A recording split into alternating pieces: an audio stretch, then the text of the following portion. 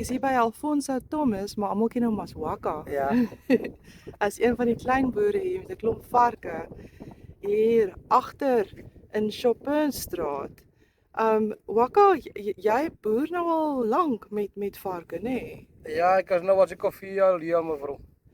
En jy sê julle kom van Europe se kant af. Ja, en die government het ons uitgesit daarso van ook as gevolg van mense wat gecomplain daarso. Okay, en toe het julle besluit, het julle kontrak hier om te hier of? Ja, dit is 'n kontrak is private grond. Okay, so julle hier by iemand Ja, spesifiek. mevrou. By wie hier julle? Om Kosie. Oom Kosie. Ja, om Kosie. Ja. Okay. Die is as seun of 'n kind van die familie se familiegrond dink ek. Familiegrond.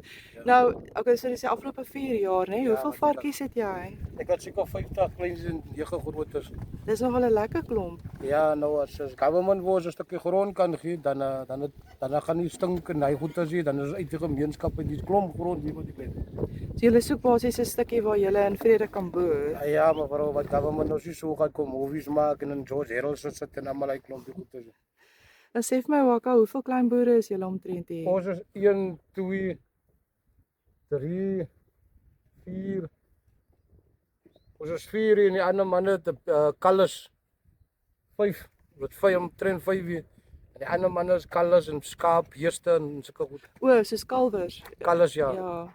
So gemengde vee. Ja, mevrou. En geniet jy wat jy doen? Is dit vir jou lekker? Ja, maar as ek by sulke soort goed is, dan kan jy nie nou nie lekker slaap, jy sien mevrou. Nou worry jy nou. Ja, want hoekom dit kom nou nie koerante, die mense snaaks van hoekom die mense kykie vir ons daar nie. Hulle worry nie van ons, hulle worry nie van die varke wat hier is. Doen jy dit voltyds of het jy 'n ander job ook? Ek is eintlik 'n smouse, maar my vrugte en my groente wat ek weggooi kan ek my varke gee, so wat ek dit vir ander mense gee. Ek sê en so dit werk eintlik vir jou goed om so 'n sideline Verstaan. ook te hê. Ja. Ja, so ons gaan maar aan.